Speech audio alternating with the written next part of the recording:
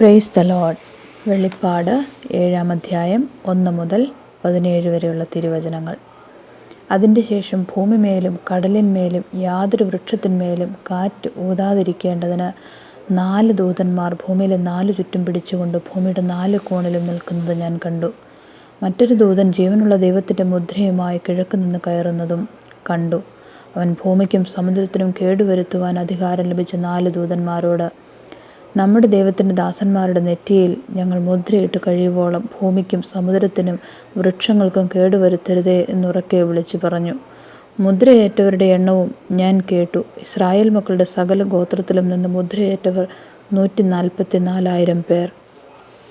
യഹൂദാ ഗോത്രത്തിൽ മുദ്രയേറ്റവർ 12,000, രൂബേൻ ഗോത്രത്തിൽ 12,000, ഗാദ് ഗോത്രത്തിൽ 12,000, ആശേർ ഗോത്രത്തിൽ 12,000, നഫ്താലി ഗോത്രത്തിൽ 12,000, മനശ്ശെ ഗോത്രത്തിൽ 12,000, ശിമെയോൻ ഗോത്രത്തിൽ 12,000, ലേവി ഗോത്രത്തിൽ 12,000, ഇസ്സാഖാർ ഗോത്രത്തിൽ 12,000, സെബുലൂൻ ഗോത്രത്തിൽ 12,000, യോസെഫ് ഗോത്രത്തിൽ 12,000, ബെന്യാമീൻ ഗോത്രത്തിൽ മുദ്രയേറ്റവർ 12,000 പേർ.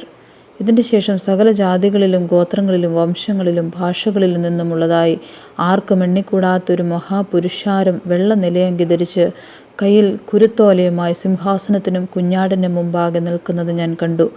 രക്ഷ എന്നുള്ളത് സിംഹാസനത്തിലിരിക്കുന്നവനായ നമ്മുടെ ദൈവത്തിൻ്റെയും കുഞ്ഞാടിൻ്റെയും ദാനമെന്ന് അവർ അത്യുച്ചത്തിൽ ആർത്തുകൊണ്ടിരുന്നു. സകല ദൂതന്മാരും സിംഹാസനത്തിൻ്റെയും മൂപ്പന്മാരുടെയും 4 ജീവികളുടെയും ചുറ്റും നിന്ന് സിംഹാസനത്തിൻ്റെ മുമ്പിൽ കവിണ്ണു വീണു. ആമേൻ.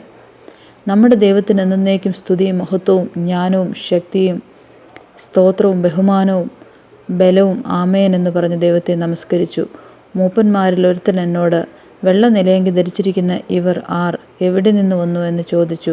യജമാനൻ അറിയുമല്ലോ എന്ന് ഞാൻ പറഞ്ഞതിന് അവൻ എന്നോട് പറഞ്ഞത്, ഇവർ മഹാകഷ്ടത്തിൽ നിന്ന് വന്നവർ കുഞ്ഞാടിൻ്റെ രക്തത്തിൽ തങ്ങളുടെ അങ്കി അലക്കി വെളുപ്പിച്ചുമിരിക്കുന്നു. അതുകൊണ്ട് അവർ ദൈവത്തിൻ്റെ സിംഹാസനത്തിന് മുമ്പിൽ ഇരുന്ന് അവൻ്റെ ആലയത്തിൽ രാപ്പകൽ അവനെ ആരാധിക്കുന്നു. സിംഹാസനത്തിലിരിക്കുന്നവർ അവർക്ക് കൂടാരമായിരിക്കും. ഇനി അവർക്ക് വിശക്കുകയില്ല, ദാഹിക്കുകയുമില്ല.